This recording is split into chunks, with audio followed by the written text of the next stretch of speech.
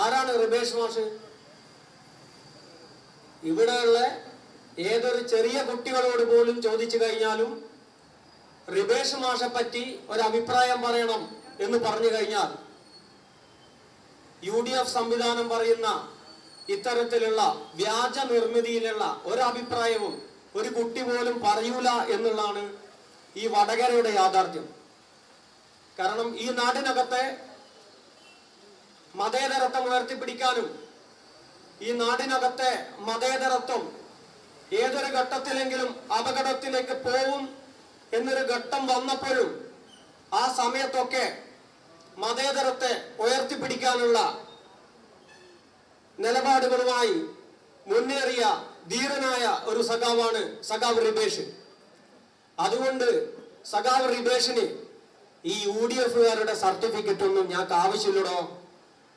Mister തോറ്റ പാറക്കൽ അബ്ദുള്ള, തോറ്റ MLA, കുറെ കാലങ്ങളായി ഇവിടെ ഒരു ഗതി കിട്ടാത്ത ഒരു ആത്മാവിനെ പോലെ പാറക്കൽ അബ്ദുള്ള ഈ കുറ്റ്യാടി മേഖലയിലാകെ ഇങ്ങനെ പാറിപ്പറന്നുകൊണ്ടിരിക്കുക. പാറക്കൽ അബ്ദുള്ള ഗതി കിട്ടാത്ത ആത്മാവാണ് എന്ന് പറയുന്നതിന് കൃത്യമായ കാരണമുണ്ട്. പാറക്കൽ അബ്ദുള്ളന്റെ വിചാരം ഇവിടെയുള്ള CPM-കാരും ഇവിടെയുള്ള CPM-നെ സ്നേഹിക്കുന്ന ആളുകളും ഒക്കെയാണ് പാറക്കലിനെ തോൽപ്പിച്ചത് എന്നുള്ള ഒരു മിഥ്യാധാരണ പാറക്കലിനെ സംബന്ധിച്ചിടത്തോളം ഉണ്ട്. പക്ഷെ നമുക്ക് കൃത്യമായിട്ട് അറിയാം പാറക്കലിനെ തോൽപ്പിച്ചാരാ?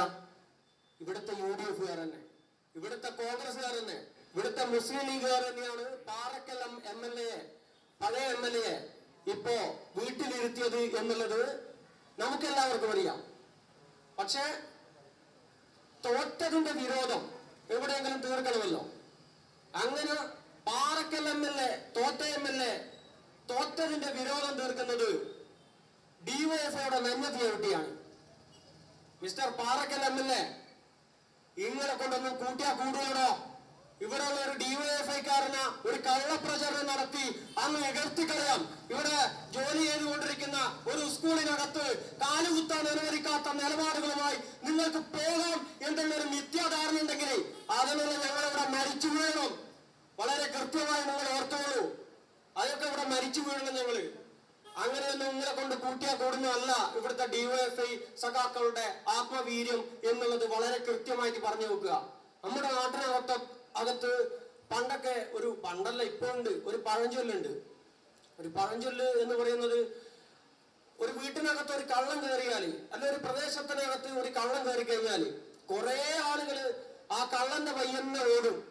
കള്ളൻ കള്ളൻ കള്ളൻ കള്ളൻ എന്ന് വിളിച്ചിട്ട് കള്ളന്റെ പുറകെ ഓടുന്ന ഒരു സ്ഥിതി. അപ്പൊ ഈ കള്ളനാണ് ഏറ്റവും മുന്നിലുണ്ടാവുക. ഈ കള്ളൻ നേരെ തിരിഞ്ഞു നിന്നിട്ടെന്ന് പറഞ്ഞാ കള്ളനതാ മുന്നോട്ട് ഓടിയിട്ടുണ്ട്, മുന്നിലാണ് ഓടിയത്, ആ കള്ളനെ വേഗം കയറി പിടിക്കുക എന്ന് പറയുന്ന സമീപനമാണ് ഇവിടുത്തെ UDF-കാർ കാണിച്ചു കൊണ്ടിരിക്കുന്നത്. അപ്പോ ഇവിടെയുള്ള കള്ളന്മാരായിട്ടുള്ള UDF-കാർ, കള്ളപ്രചരണം നടത്തിക്കൊണ്ടിരിക്കുന്ന UDF-കാരോട് ഒരു അഭ്യർത്ഥന മാത്രമേ ഉള്ളൂ.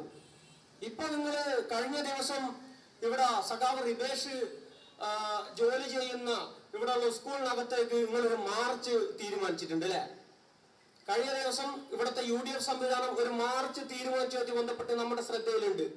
പക്ഷെ എന്താ ആ മാർച്ചിന്റെ സ്ഥിതി? 10-15 ആളുകൾ മാത്രം ആ മാർച്ച് ഇവിടെ നാടൻ വരെ പോയി അവിടെ നിങ്ങോട്ട് തിരിച്ചു വരുന്ന സ്ഥിതി ഉണ്ടായി. അപ്പോ 15 ആളെക്കാട്ടും കൂടുതൽ ഇവിടെ പോലീസുകാരാണ്. ഇവിടെ എന്തോ വലിയ സംഭവം നടക്കുന്നുണ്ട് എന്ന് വിചാരിച്ച് ഇവിടെ പോലീസുകാരാണ് ഈ UDF-കാരെക്കാട്ടും ഏറ്റവും കൂടുതൽ ഉണ്ടായിട്ടുള്ളത് എന്നുള്ളതാണ് സത്യാവസ്ഥ. അപ്പൊ നിങ്ങൾ ആ ഘട്ടത്തിലേക്ക് പോയി കഴിഞ്ഞാൽ DYFI എന്നുള്ള നിലക്ക് ഞങ്ങൾക്കും തീരുമാനിക്കേണ്ടതായിട്ട് വരും. എന്ത്? നിങ്ങളെല്ലാം ജോലിയും കൂലിയും എല്ലാം കൊണ്ട് നടക്കുന്ന ആളുകളൊക്കെയാണല്ലോ. ഞങ്ങൾ മാത്രമല്ലല്ലോ ജോലിക്ക് പോകുന്ന ആളുകള്. നിങ്ങളും ഈ ജോലി സ്ഥാപനം എന്നൊക്കെ പറഞ്ഞ് പോകുന്ന സമയത്ത് ഞങ്ങളും ആ രീതിയിൽ ഇറങ്ങിക്കഴിഞ്ഞാൽ അത് വലിയ ബുദ്ധിമുട്ടുണ്ടാക്കും. അപ്പോ ആ ബുദ്ധിമുട്ടിലേക്ക് പോണോ വേണ്ടിയോ എന്നുള്ളത് ഇവിടുത്തെ UDF സംവിധാനം ആലോചിച്ചാൽ നന്ന് എന്നുള്ളതാണ് പറയുന്നത്.